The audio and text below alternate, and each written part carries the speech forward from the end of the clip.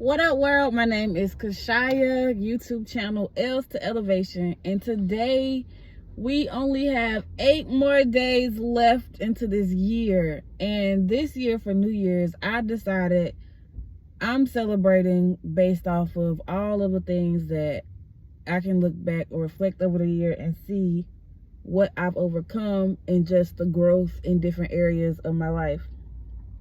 All right, so I was reading earlier, and I always ask my father, like, especially when I feel like I need that extra just I'll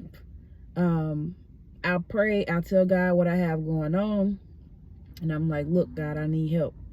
And so today, the word that I stumbled upon in my reading, my Bible study, was suffering.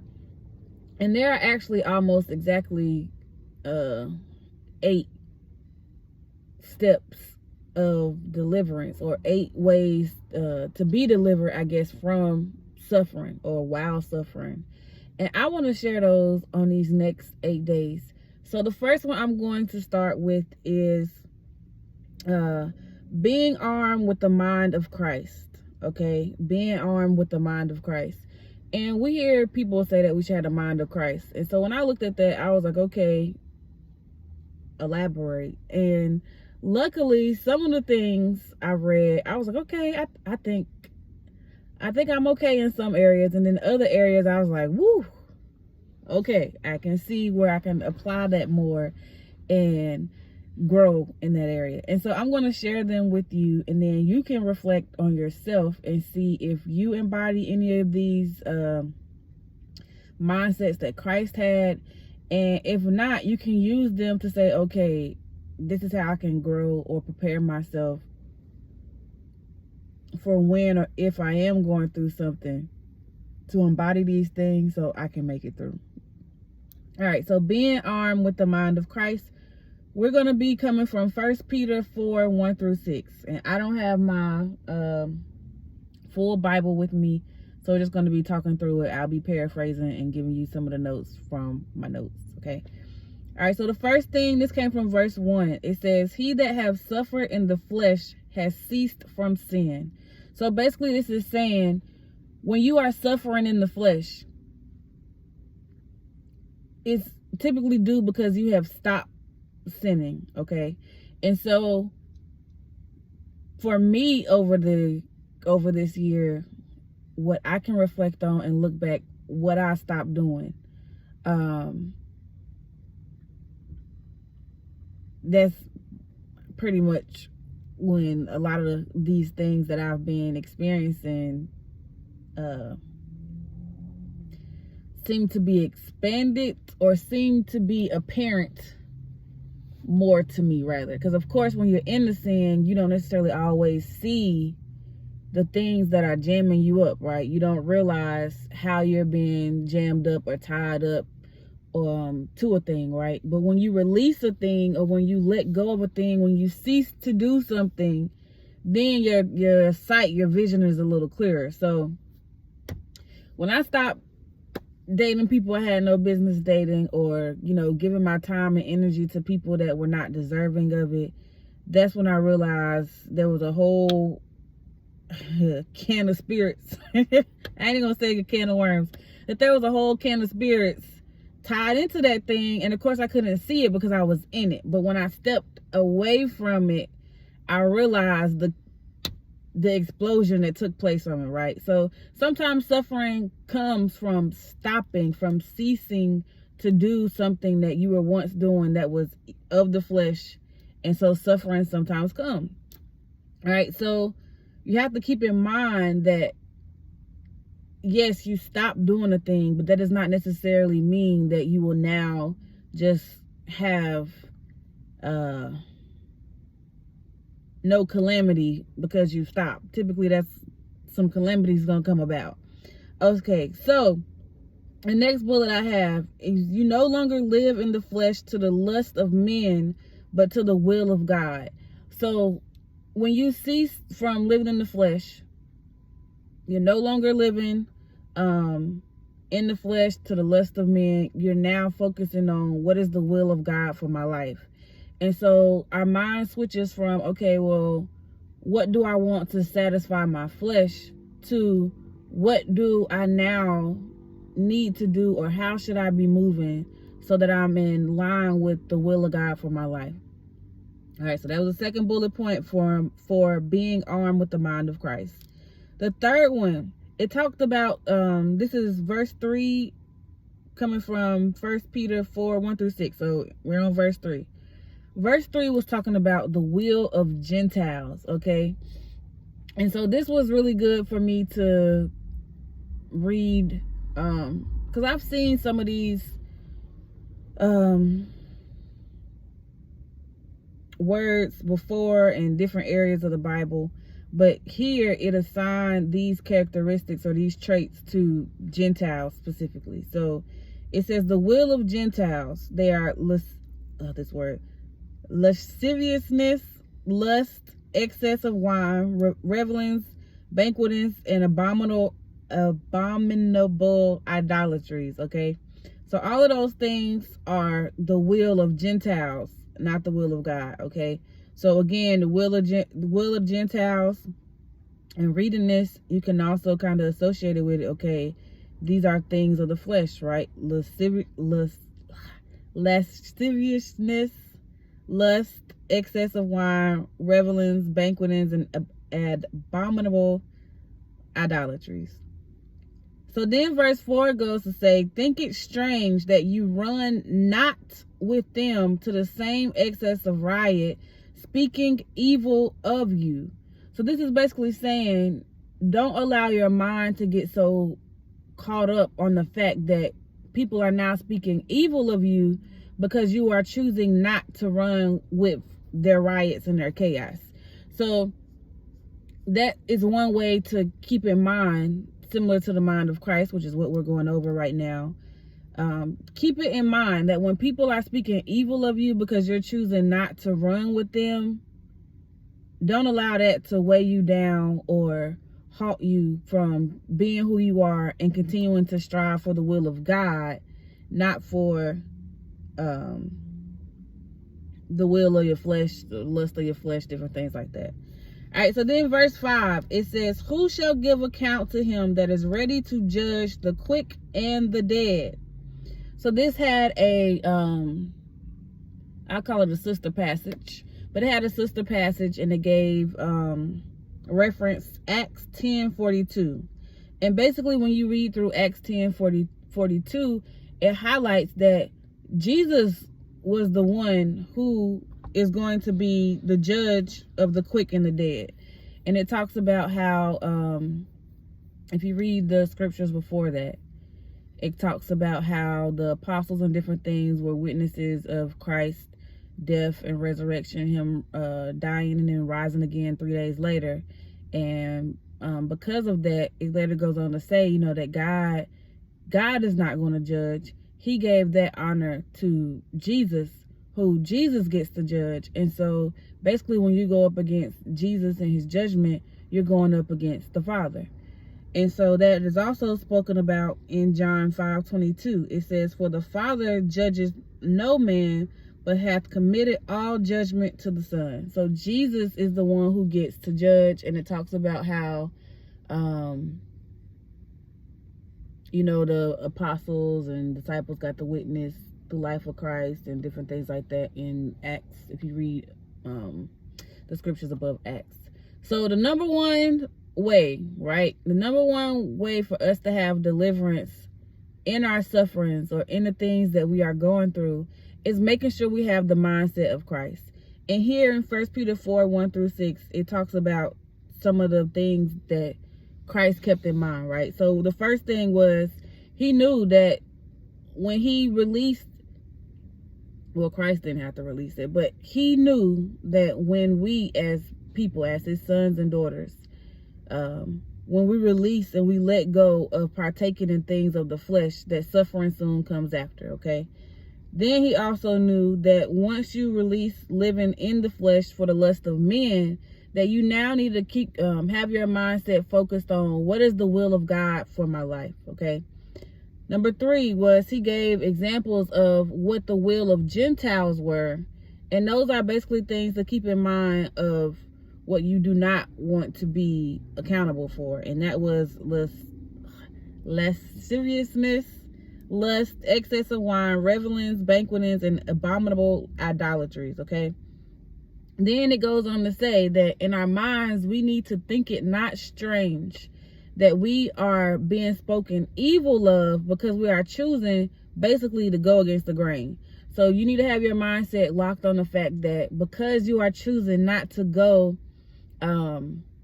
with the crowd, right? You're choosing not to run with them in excess of riot. So you're choosing not to be in the mess and the drama that, of course, people are going to speak evil of you because you are separating yourself, right? And it tells us that we are supposed to separate ourselves anyway. But if you keep in mind that when you decide that, okay, I want to walk and live in the will of God, I know this is going to come with suffering.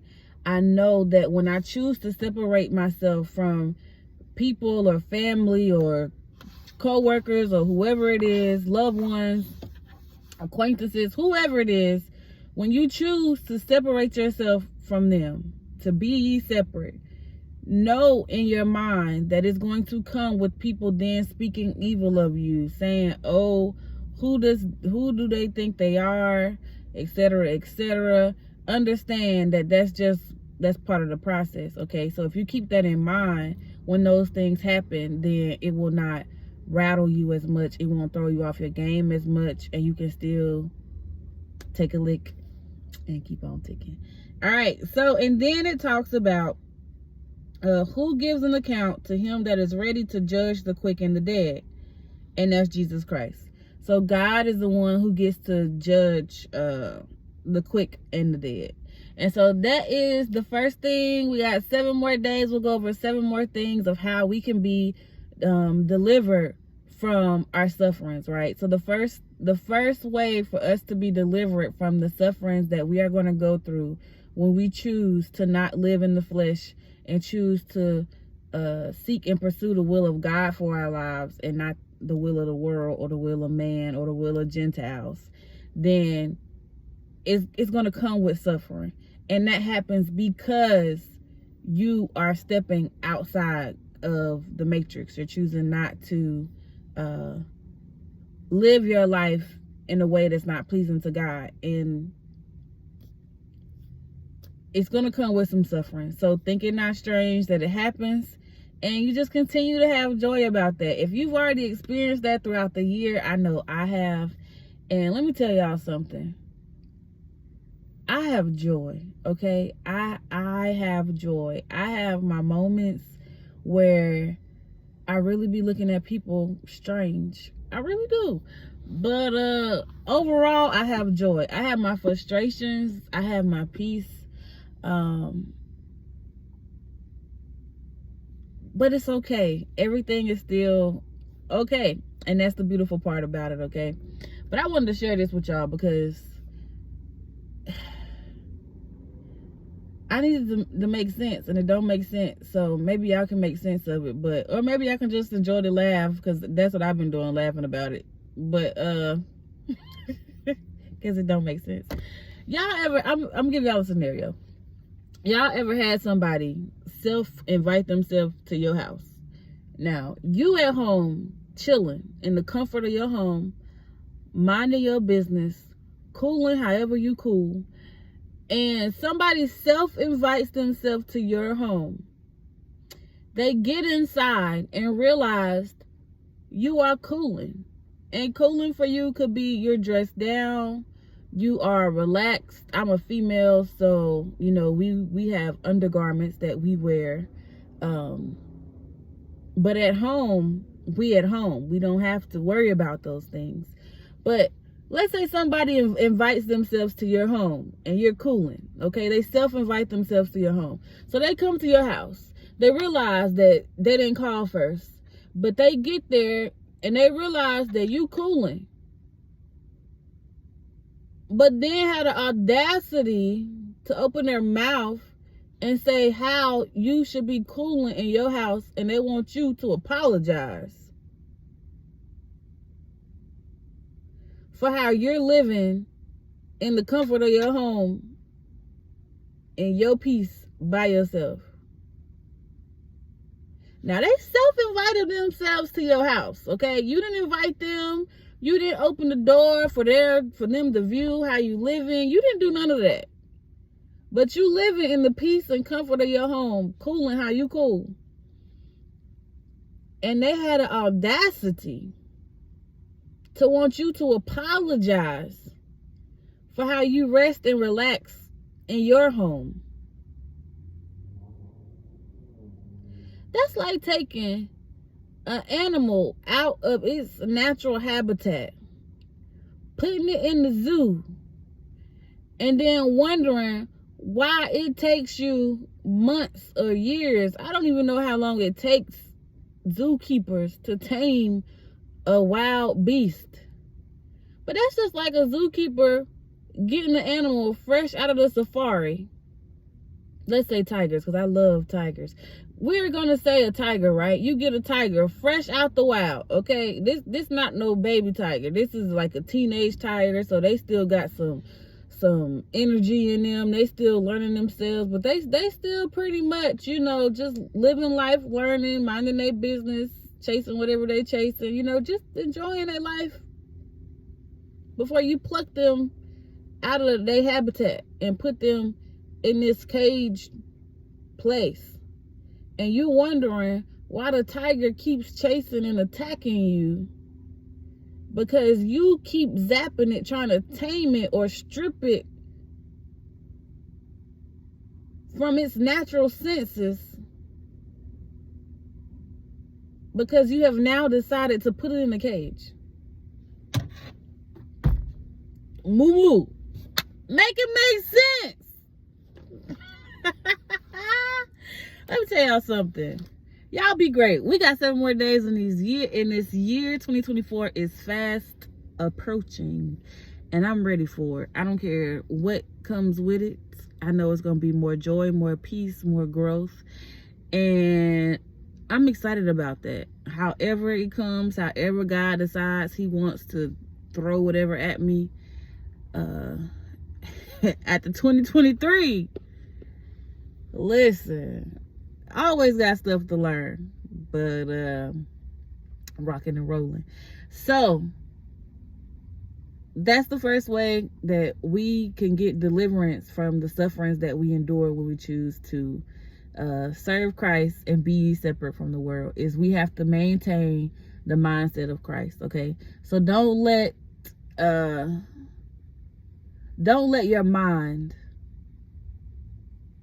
overrun and put you back in reverse into your flesh, because it's easy to do, sadly, especially when we got down to, what bullet was that, maybe like verse 4 or something, where it was talking about thinking not strange, when you basically separate yourself and then people want to attack you. And you know, it's always the mouth. But hey, we can't control people's mouth, just like people can't control us. So continue to choose to do the will of God, and not the will of your flesh, not the will of Gentiles, but continue to do the will of God. And don't let people who you didn't even invite in your space try to tell you how you should live in your space, especially when you didn't invite them in your space in the first place. At that point, when you invite yourself, it's welcome to my world, and you get to see whatever you see, because who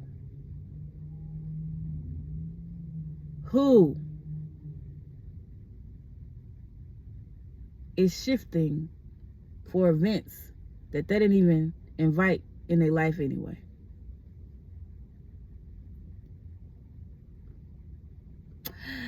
Woo! We got, after today, 7 more days. So I'll be back tomorrow with number 7.